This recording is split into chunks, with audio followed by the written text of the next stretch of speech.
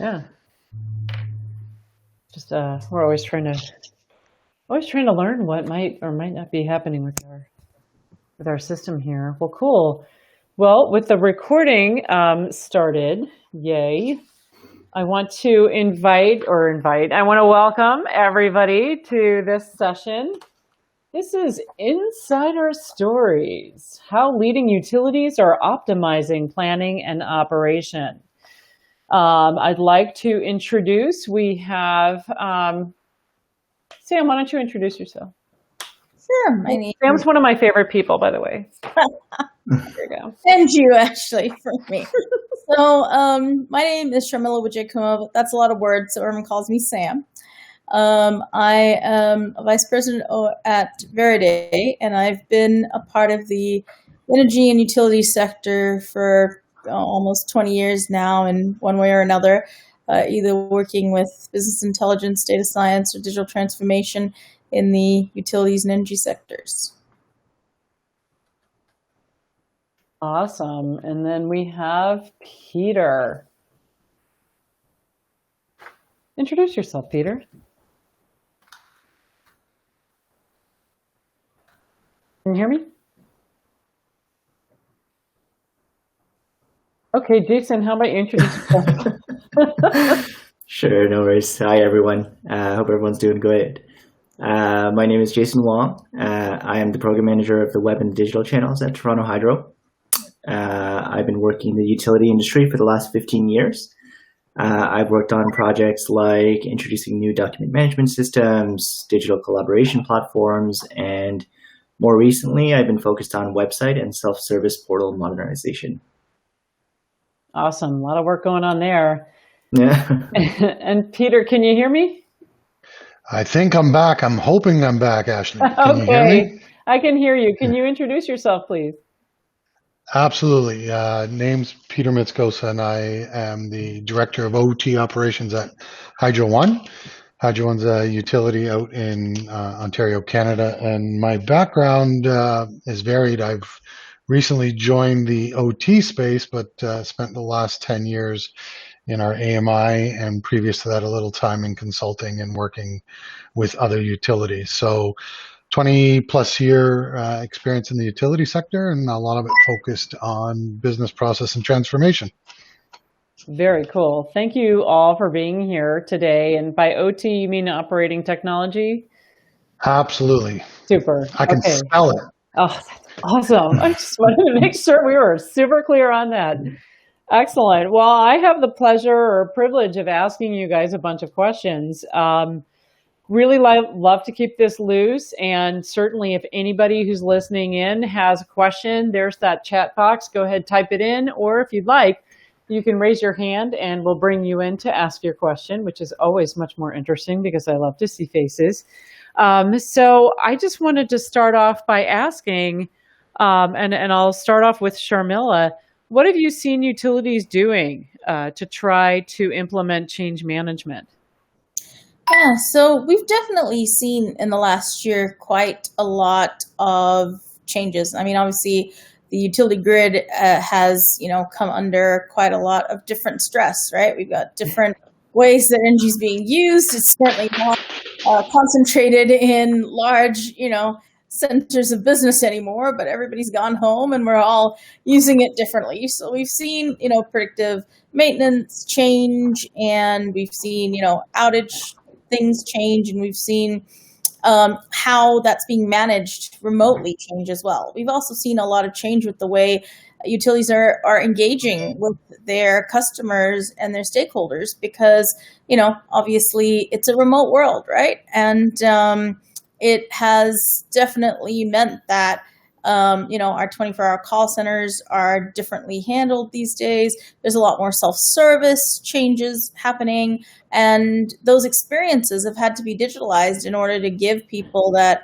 24/7 self-service availability, but also just to give people the comfort of knowing that they can get that information because, it's been isolating to be at home, right? And so even from a employee standpoint, having digital workplace available in a way that utility workers can access things, whether they're in the field or in their home, has changed as well. So there've definitely been a lot of changes across the board.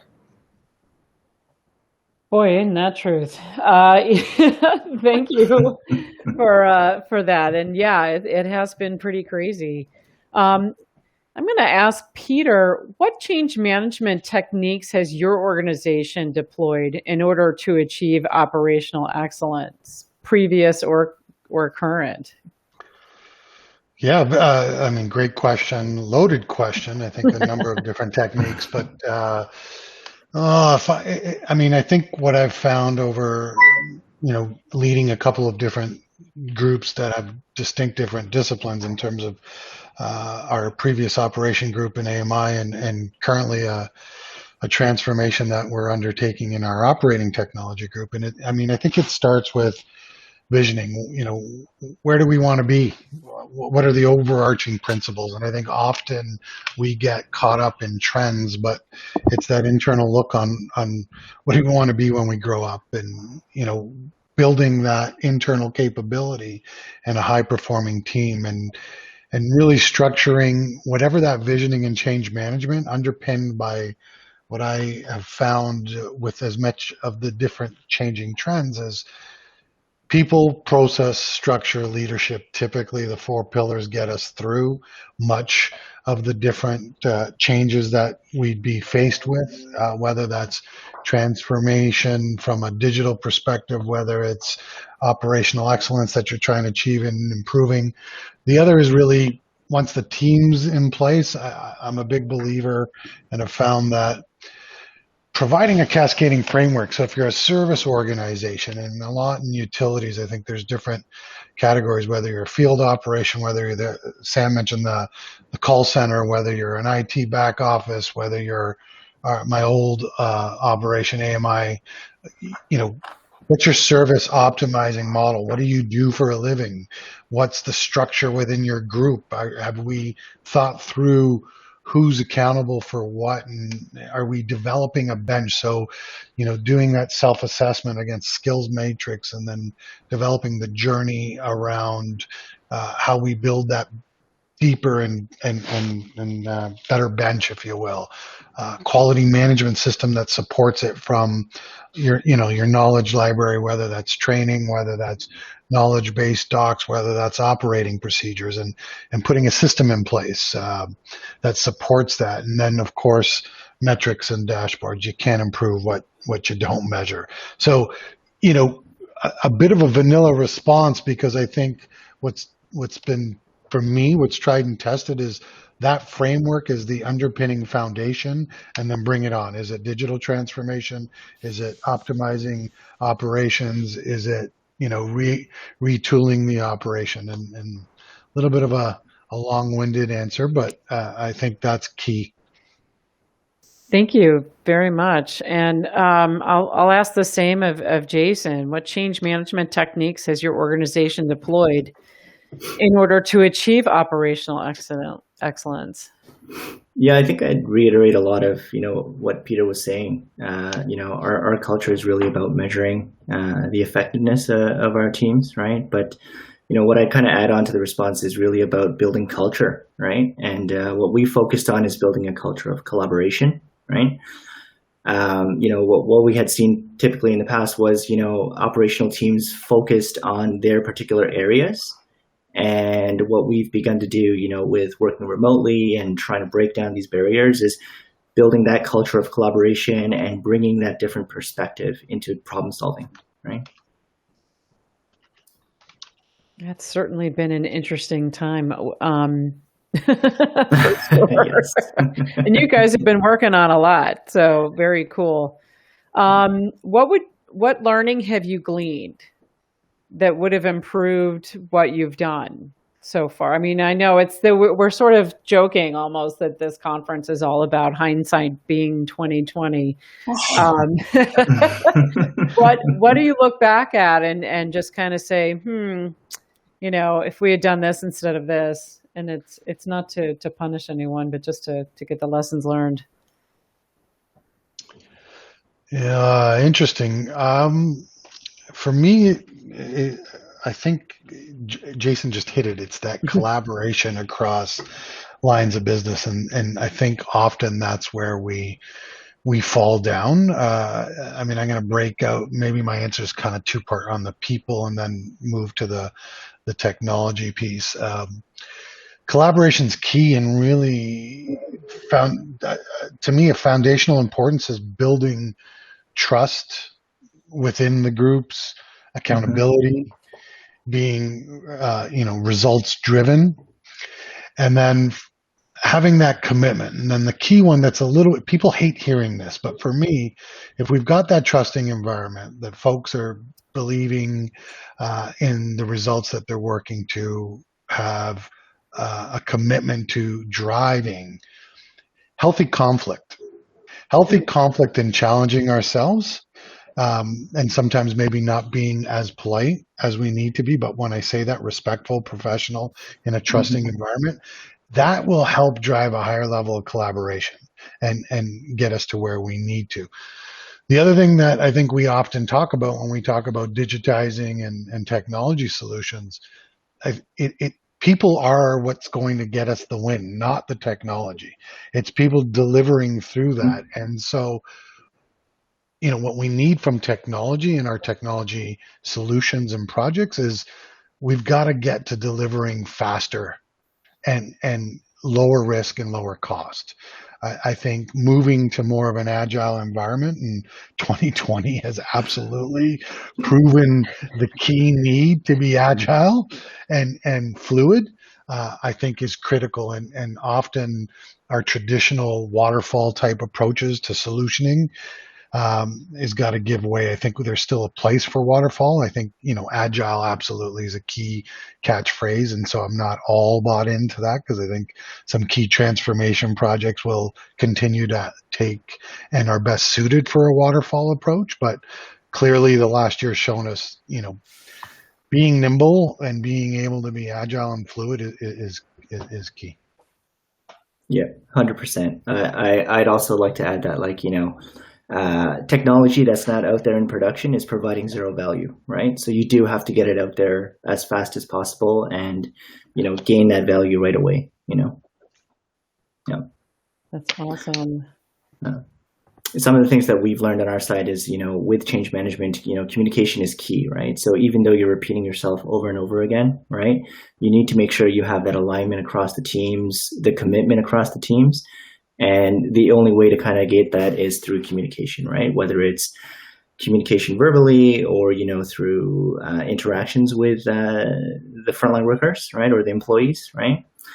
As well as, gaining that commitment, you really need to listen to the feedback that you're getting from the workers, right? I mean, they're living the change every day. They're living the systems, right? They should have a say in how they're operating those systems, and bringing their feedback in really drives that commitment home, right? That's awesome. Were there times when you, especially within the past year, where you relied on employees to say, hey, I see what we're trying to do here. Here's a better way, or here's what I recommend, that may have veered a little bit from the original plan, but got you to the end result? Is there sort of part of that sort of baked into your strategy on this, or was it pretty much, nope, this is the plan, this is what we're going to do? Oh no, that top-down approach almost doesn't always work, right? I mean, if we had all of the answers right from the top, then there'd be no conflict in the workplace, right? I think that, the whole communication alignment, getting that commitment, empowering the workers to make decisions, right? They are the closest to the work, and they should be able to make the right decisions, right? If we take a top-down approach, we're going to look at maybe what's best from an efficiency standpoint, but maybe not for the workers themselves, right? And what do you do to the culture? What do you do to the collaboration? What happens downstream when we're making decisions at the 10,000 feet level, right? Yeah. Very cool. Peter, same question for you. Yeah, I guess for me, Absolutely. Like I think back over the last year in particular, as you've mentioned, I think, some of our, in the world of OT, there's some core initiatives that, yeah, they're a little more structural, founded, and um, enterprise level from an industry best practice. So less room, let's say, for some of that collaboration. And I say that I'm flinching because I'm new to this space. And I come from a space where it really, what Jason talked about, you drive it out through the collaboration of those closest to the work. And I think what I'm finding for me in terms of a shift into the OT space is a lot of the management systems that control our grid are a little more rigid, but for obvious good reason, based on what they do. And so making sure some of the nuances and the input from those closest to the work is key. I think what we found as we've adapted to COVID over the last year in certain scenarios on some of our, I'm going to call it smaller tools and apps, that absolutely those closest to it have been able to help us shift and be nimble because of the changing environment, right? And making sure that you have an environment that provides that input that's real, I think is key. Often everybody pays lip service to that, and it's a great catchphrase, and everyone will say, "Of course we do." And then Jason said it best. It's he said what not to do, but it's that top down and let's move. And I think there's a time to listen always, and it goes without saying. I'm sure many of the folks listening are like, sure, that's a bit of an open-ended question, but I think it's critical that the business value is driven from those closest to the work. Often 3 time zones removed, we think we've got that vision, but really the real nuggets come from those closest, and it's really empowering them, and back to that environment of collaboration will help drive us there. Got it. Cool. Well, we've got a question from Josh Fields of Excel Energy, who asks, how do you engage frontline employees? Yeah. We've definitely seen a change in the way that utility companies are working on digital engagement of employees. So we see a lot more apps that have push notifications and that are, have two-way communication capabilities as one option. We've definitely seen the invention of digital workspace change considerably, particularly, in the maturity of intranets within utility companies in order to provide a more single source place for, knowledge management and knowledge transfer to occur, because we can't do it at the water cooler anymore. So true. And, there's a lot of other pieces that have come into that as well that have changed it. And we've seen the application of more unified communications type things that are occurring as well. So, adding in the ability for instant chat and for that to be possible even internally across the organization behind, say firewalls and stuff, such that that's happened. But also we've seen the invention of, that telechat happen, right? Your FaceTime, your, obviously we're all done with Zoom, but, that instant, but instantly, right? So, you're out in the field and you see something, and now you're videoing that with your colleague to show them what you've seen. And instead of like calling someone else out into the field, we're using technology to take a look at whatever we're seeing out there. And checklists that are virtual are also coming into play so that things can be looked at with those frontline employees in a checklist fashion as well, because they've still got to be out there, doing all the things. And I know myself, we had a, outage there, and there were a lot of frontline workers out trying to work on that and share data throughout COVID. And in that, it has definitely been good for innovation, because it's forced people to find ways to do things without needing, large teams of people all cuddled up together, right? And but instead to find ways to do that using technology, which we've seen a lot of. So, what have you guys seen, Jason or Peter? Similar things for the frontline workers? Yeah, on our side, we've seen a lot more uptick on that instant messaging type communication, right? And it's interesting. 'Cause I was thinking about this the other day. I don't think that the water cooler, concept has really disappeared. I think it's just evolved into something different, right? Where, instead of all meeting at the water cooler, what you do is, maybe you spin up an instant message, or maybe you pick up the phone and, make that human connection, right? Yeah. Phone technology has evolved so much over the last 20 years that you could easily bring in 2-3 people, engage in a conversation on the phone, right? And it all could have started from just a simple instant messaging message, right? So you almost rely on the heart of the technology that you're offering to the employee base. Is it the jabbers or the WhatsApps of the groups that you kind of enable that can spark these types of conversations, right? For me, I'll be honest, I've actually lived this firsthand. I took over a new group while we were remote, so I'm dying for the water cooler talk. I've had to meet a new group of, I've got a team of 100 under me and working with me that I have only met virtually, with the exception of a couple of my management team. So, for me, one of the challenges was being in an organization or a business unit for 10 years previous. Everybody, them to a level of personal.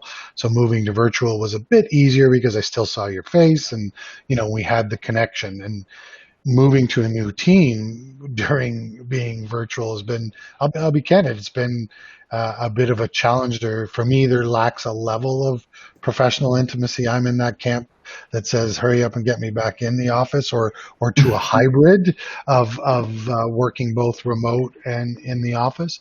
But we have relied on the tools. And so as much as I'm complaining, I think this type of connection where we're virtual and we can still make a connection and we can add a face to it versus just, a call that we would have done in the past makes it more personal, and we need to utilize it. So same thing as Jason mentioned, whether it's tools, Microsoft Teams, our internal Skype, WebEx, whatever it may be, we've utilized that to try and add a level of personal connection. And the other thing is keeping in touch with the team as well, because the day-to-day socialization, missing that, I think for some folks, we've got to be conscious of mental health and those that might be alone. And so using digital connections is key to maintaining people's mental health as well.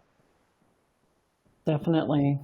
Very cool. Thank you for answering that. We've got another question from Patrick McNulty, also from Excel Energy. O&M reduction is at the heart of a lot of innovation. What other metrics have you used to resonate and motivate employees to adopt change? For example, what have you said, other than you have to do this to reduce our costs, or you have to do this because I told you so? So he's saying the Nike edict of just do it doesn't count? Everybody hopes it will, right? The first shout out to our friends from Excel is for me to say, ask them to say hello to Wendell Reimer for me. And I've had the privilege of working with Wendell in the past, cross border. I'll be honest, I'm going to give you a little bit of a flavor on a transformation I did in my old group, and much of the OM&A constraints exist. And what I tried to do to resonate versus just the metrics. I mean, at the end of the day, creative metrics and measuring is what's going to get us there, and it's the proof that we're making strides. But I think what I found often resonates with teams, and it's easier done in smaller organizations because of the intimacy. And it's really, if you're in a service organization, often making the reference to an outside competitive business. Too often utilities do not think in those terms. And one of the areas that we utilized was, so what if we were all shareholders of a small business? Is this what you would be driving? And is this, and so again, I'm talking to organization or a business unit under 200 people, and it typically resonated. The key is metrics, without question. It's not just a just do it, but the importance and helping highlight what's in it for staff. And so whether that's avoiding contracting work out, whether that's bringing value to the shareholder, whether that's the personal satisfaction of making strides and believing in genuinely in continuous improvement, I think it's the complete story that moves people versus to the point of the question, not just do it. And I think weaving the complete story is how you get the movement and the pivot. And without that complete story, sticking just to metrics, you're not going to make the incremental change. Very cool. How about you, Jason? Yeah, I agree 100%, with Peter. That end-to-end story, the employees they gotta buy into that end-to-end story, right?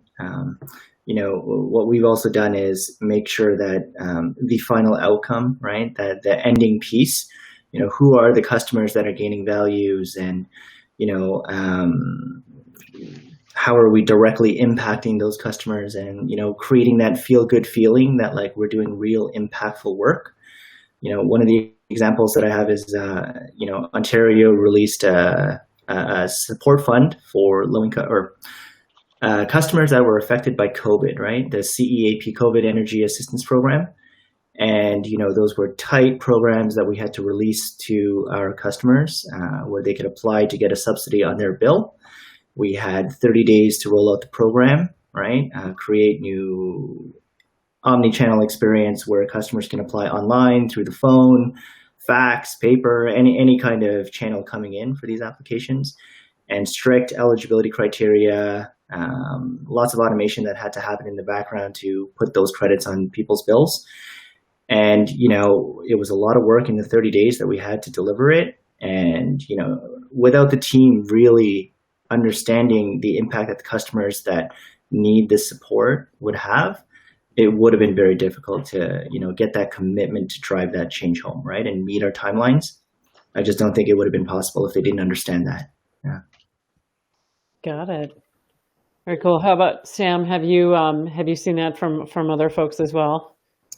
Yeah, there has been pressure on teams to perform change management quickly, but yet with, excellence, right? And to deliver in fast-paced environments because of just the changing nature of things and how fast they've been evolving. And, less so for Canada because y'all sort of never came really out of, being allowed to be away from home too much. But, in the US, it's definitely been different, right? So, there's been a lot more change, but yet people are not really fully back to work. So there's still a very hybrid model going on, which has meant that the way that teams, execute has had to change because we can't do a Tiger team in a room anymore. I remember in the first weeks of COVID moving to virtual Tiger teams and thinking to myself, how do we do this? Because everyone's yelling over the top of each other and there's all kinds of, change. And y'all have been in a room when you're conducting a Tiger team type thing to figure out how you're going to deal with the change. And there's 3 side conversations going on over here. There's people, but everything still happens. You can't do that in a virtual type environment. So we've had to change the way that we communicate and manage even the process of deciding how to execute that change quickly has changed, right? And the now you're raising your hand with your little Zoom hand or your little WebEx hand, and you're telling people when you're going to speak, and we're putting people into breakout rooms for those extra side chats, and And it has definitely altered communication, but nonetheless, it has made effective change management still occur because people are still beginning with the end in mind in terms of making sure that there's a change strategy for driving through these things, even though it has to happen quickly. And we've seen digital workspace technology really help to allow for that to happen, because having the knowledge transfer available and a centralized place for knowledge management has really helped manage those change processes as well, because you can document them in a place that people can see them more transparently, and there is just a need to have almost more documentation than ever before, because you can't run next door to Sally's desk and ask her if she can show you how to do this again, please.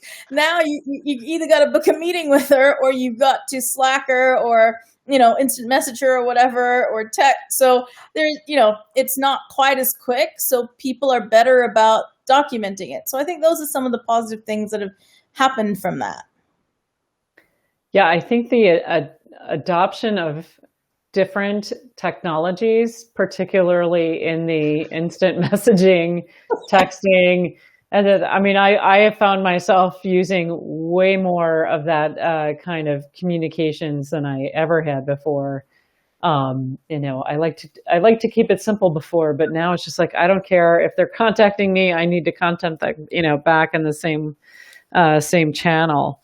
Well, I want to ask a question about operational excellence. Now I'm going to maybe shift gears a smidge here. And this is great, by the way. This is a lot of fun.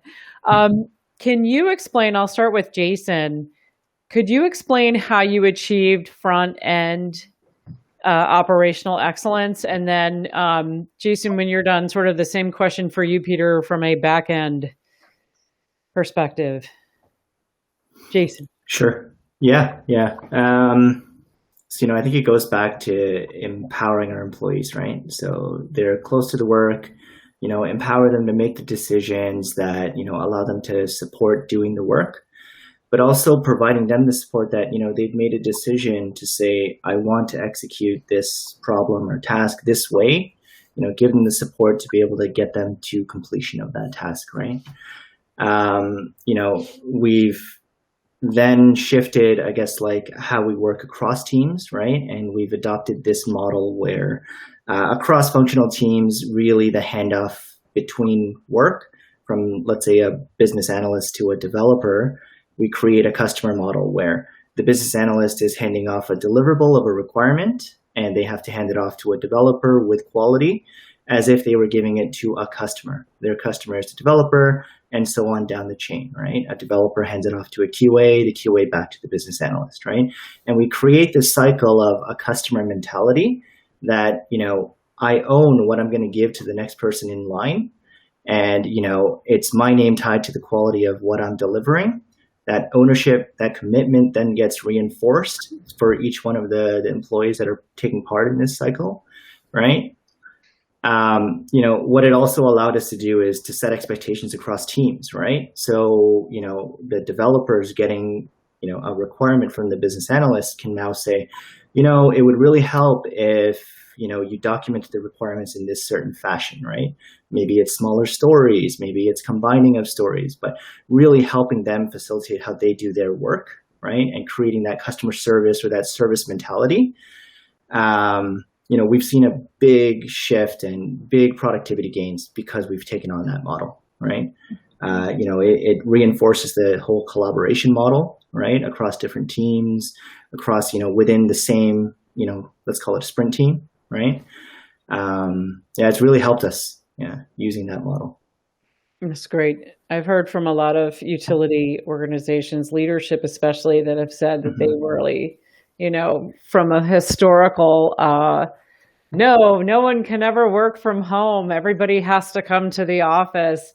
And then when this happened, they all said to me, we're really surprised and impressed by how productive our teams have been. Like totally I don't know what the original expectation was, but I think everybody was very impressed from a leadership standpoint, that people were very, very quick to pivot. So that's cool. Now, Peter, tell us a little bit about some back end So operational excellence, please. So some exciting stuff that we're actually right in the middle of. So as I mentioned earlier, I transitioned to our IT division, if you will, and so not going to call out OT in particular. We have undertaken a multi-year journey. So it's a shift from the traditional operating model of design, build, and run for IT, and really moving to more of an agile structure that embeds almost pod-like structure, if you will, and created some groups from customers, a group as an example, corporate, which is your HR and finance, and what we're calling work and asset management. So your typical field operations, and then OT is a little bit of our space was already pod-like in that we did design, build, and run embedded with our customer. And when I say customer, internal. So right now we're actually on the start. 2020 brought the start of moving to this agile and pod structure, if you will. And the goal is really to try and drive faster execution, higher quality, and bring more value to the business. And by doing that it's embedding with the business. So the business is there along with the developers, along with the infrastructure folks, working through the solutions dedicated versus the traditional black box of IT. Early days, 6 months in. And so journey is the transformation is a 2-year journey, if you will. And I think the journey doesn't end, but the tag phrase that we're using is VQV, velocity, quality, and value, right? Try to drive faster delivery with lower risk and lower cost of IT solutions on the back end. Solution adoption and business needs must be met. Loss of productivity on the front end, to your example, means issues, loss of productivity, or potential customer impacts, not acceptable. And value, let's get measured on the value that we're delivering, both quantitative and qualitative, to demonstrate the value of working together and not just the siloed approach that traditionally happens within actually not just the utility space. So bit of a journey there, early days. Right now, I would say to you, we've just broken out into forming our pods and looking at repurposing some of our strategic partnerships and how we're working with vendors, because that's key. And so, yeah, a bit of a genuine generic response, but only because it's early days and a 2-year journey. But the goal is decentralize IT, get it more embedded with the key business units you're supporting, drive solution development in an agile framework, less waterfall, with the business embedded side by side with IT. Sounds awesome. Wow. That's very cool. I can't wait to hear more about that in another 6 months or so and see how that's going. You'll promise to come back and tell us. I hope it's positive. Oh, it certainly will be. I just yeah. So I'm going to switch it up a little. We're going to shift a little bit more towards digital transformation here, and I'll ask this first of Sam. Internally, what change management approaches have been implemented in the pursuit of digital transformation?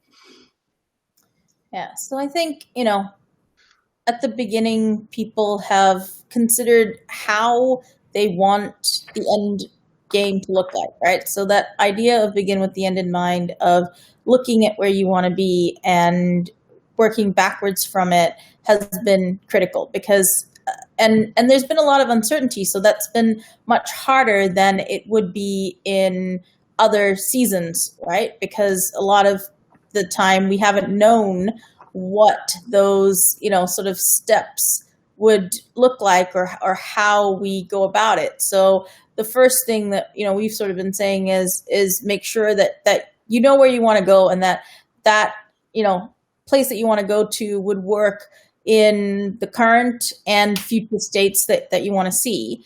And then secondly, to understand what things you can transform quickly for the quick wins, because there are some things that are low-hanging fruits that people can make changes on. So some low-hanging fruits that we've seen are, intranets, right? So every single company pretty much had an intranet, but didn't realize how important it was until COVID hit and everybody went home, and now they needed a space to, work together. The connected water cooler.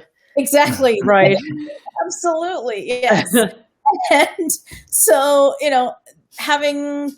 doing that space has been, we've seen a lot of utility companies doing that to improve things very quickly, right? Other areas that we saw were, obviously anything to do with Q&A, right? So FAQs and wikis and other sort of things like that have become very popular because we don't have the ability these days to do knowledge transfer the same way that we used to. We can't put everyone in a physical classroom or have, follow this person for on-the-job training type stuff. We now actually have to have some sort of knowledge model within organizations, and digitizing that knowledge model has definitely been something that we've seen happen, because laying the groundwork for that people didn't even know they had knowledge silos or knowledge bottlenecks within their companies until they all went home and realized, oh, only, so-and-so knows how to do this, or only such and such knows how to do that, right?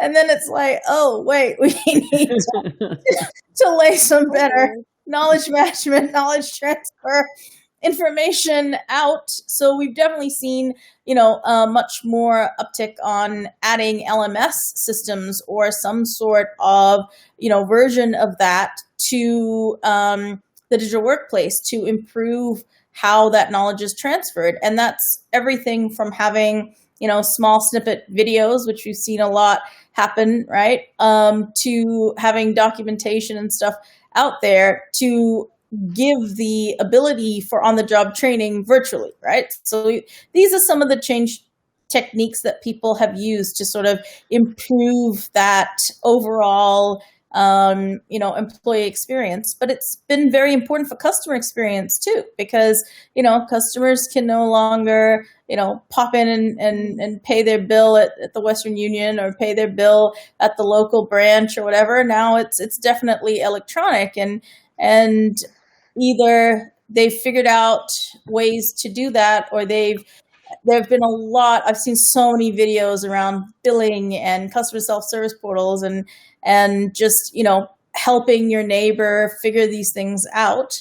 But also, there's been a lot of education by utility companies that's been really good around energy conservation in this season and ways to be more efficient. And the, people like consumers are definitely doing a lot more home improvement projects, right? And we've seen that one of the easy wins for utilities is to show homeowners where they can do these projects that will actually give them energy savings and, connect those dots together for a better customer experience by being, proactively giving them information, right? So if you do this, you can save 10% on your utility bill. If you do that, you can save 20, so just all these different pieces have been another quick win for getting customer engagement. And, unfortunately, utilities score second worst in their, NPS scores, right, for customer service. And these are ways that they've been able to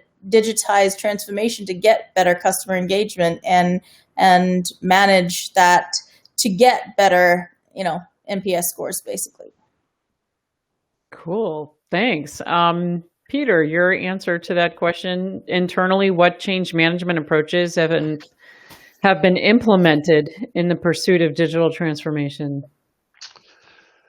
I'm going to start a little bit with where Sam started, and it was really around what's the business model and the value proposition and rethinking it. And I think often, and then I'm going to bleed into a little bit of historical. I I think expanding and changing the value proposition depending on what business you're in, and understanding where you want to end up, and that drives engaging the team in working towards that improvement. So to me, back to, do we know where we're going to go before we talk about what that change management approach and what's the value proposition we want to drive out? Coming over to a new team, that's some of what has been a challenge, for example, in my space right now in OT.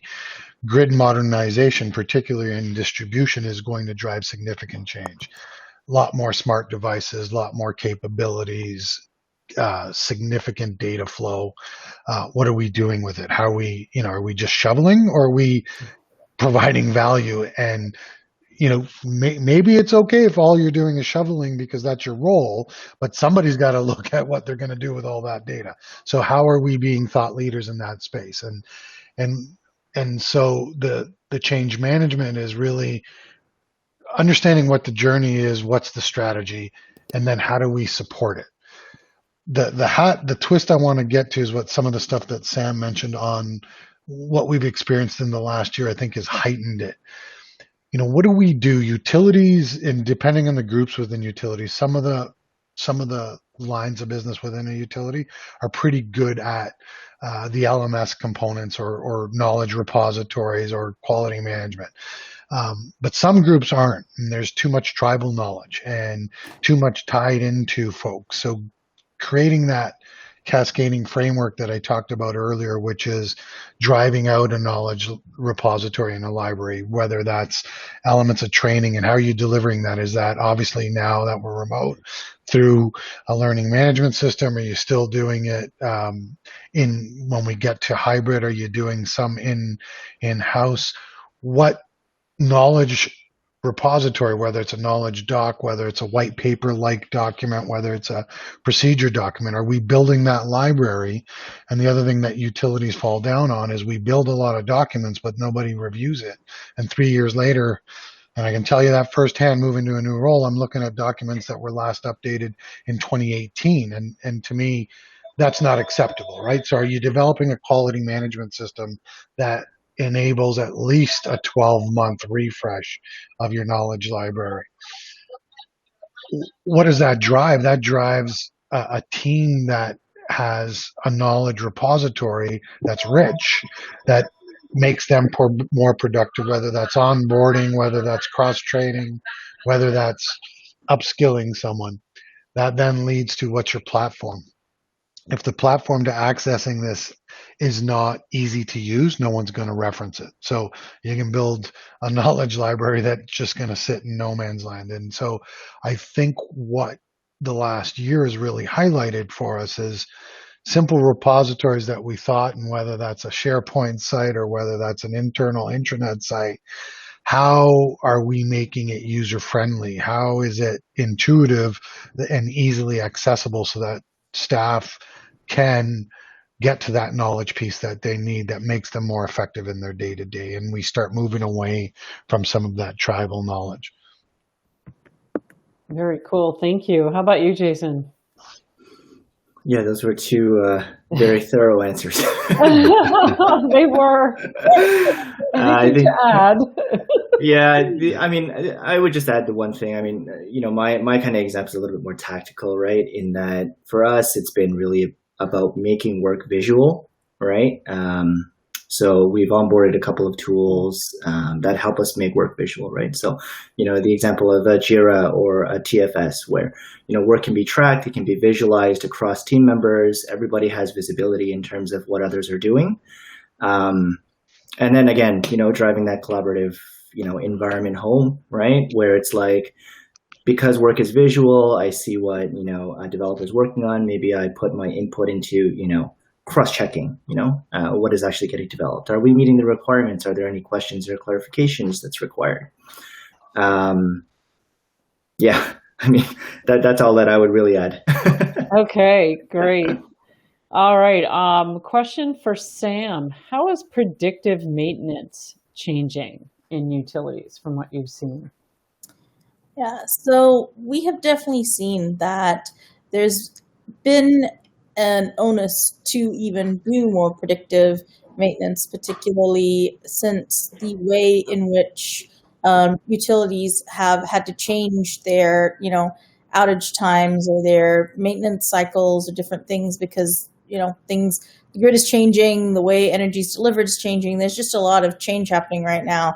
And what we have seen is that people have wanted to digitize that in many ways. So there have been, very interesting examples of putting up sensors, calibrators, different things to measure. And so the introduction of IoT into that side of things has definitely started, and I think will just continue because the ability to monitor from afar is something that we now have to think about more, right? And therefore, it has helped because now you can manage things as you always did, but then also see and schedule those things based on what the sensors, the calibrators, the measuring, items are seeing. And we've seen some really cool ones with, power plants where like it's mapped out now visually in the intranet, and the different calibrators are shown like little spots on the machines, and you can literally see which one might be wearing down or where you're seeing areas where you might want to check it more often. And then the checklists and sign-offs for those things are also becoming digital. So there isn't a, clipboard hanging next to the device now that people are signing off on anymore, but instead there's a QR code, that people are scanning and then logging that information. And even that is transformational, right? Because everything is now stored, and we can make better decisions because we don't have to run around and find the 15 clipboards to figure out when that item was changed or cleaned or whatever. So, we've definitely seen some positive movement in that direction. Awesome. Well, I want to ask a couple of questions that our participants have put into the chat, and thank you guys for asking these questions. So Cindy has a question. What are people's learnings or knowledge repositories that have worked exceptionally well, that are more accessible and user-friendly? Anyone? When you find one, please let me know.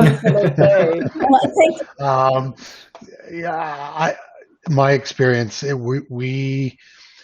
so I don't want to discuss. We utilize SharePoint. SharePoint can be a powerful tool if you have the development capability.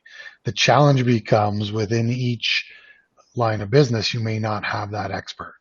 So when you use SharePoint as a basic knowledge repository, which is basically a shared dump, and what we used to use as shared directories, it's not very conducive or intuitive. And so what I have done in the past is brought in and kind of teach us how to fish so that we can utilize SharePoint in a much more effective way. But what comes with that is not straight out of the box. And I would love for something out of the box to be available that we could do that. But we've been utilizing SharePoint with some customization to it.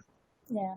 I think, Cindy, I don't know that it's the tool set more than the UX UI plan for the tool set. So what we have found is that it doesn't matter whether you're using SharePoint or, WebSphere or LifeRay or Entando or whatever your, plan is. What we have seen is that it's actually about planning out the UX UI of this ahead of the learning repository. And then that tends to have the most successful adoption criteria because interestingly, it's more about this is definitely a fail to plan, you plan to fail situation for this. So it's definitely in the planning is what we have seen. And I agree, Katie, that ServiceNow has some CAM stuff that's very good, but overall, what we see is it's about thinking how the usability will happen and getting stakeholders to be part of the focus groups that are putting that together because that is really where it all comes, where the rubber hits the road. Sounds like, I was going to say, I don't know, I've heard of anyone who is particularly thrilled with their current system. So, but it's so true, right, Peter? It's a matter of making sure people are just dumping stuff in there. Molly has a question. We're getting ready to introduce a hybrid work arrangement where employees are working from home part-time and from the office part-time. We are struggling to figure out how to easily share where we are working from with our teammates. Any ideas? Great question. That is a great question. We're still all completely remote at this stage, and I think in our case, discussion's been more post Labor Day that we'd be into more of the hybrid situation. Very good question. Candidly, haven't given it much thought. We do, by the nature of our business today, we do have folks that have to be on site or have to occasionally be on site, if you will, in so early days of what the hybrid would be. Not an effective way, but again, from a safety perspective and a mental health perspective, we have generally, even with being remote, employed a buddy system and have utilized Teams to an extent to help drive that out. I don't know that that's super effective ongoing, but it's been a tactic we've used right now.